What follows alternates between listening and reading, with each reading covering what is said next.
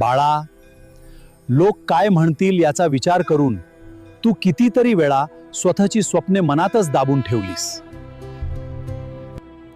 कित्येक संधी तुझ्या दाराशी आल्या, पण लोकांच्या भीतीने तू एक पाऊल मागे घेतलंस.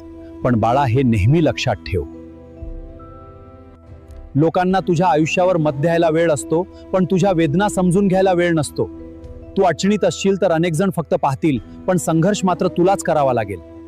म्हणून लोकांच्या आवाजापेक्षा तुझ्या अंतःकरणाचा आवाज ऐक.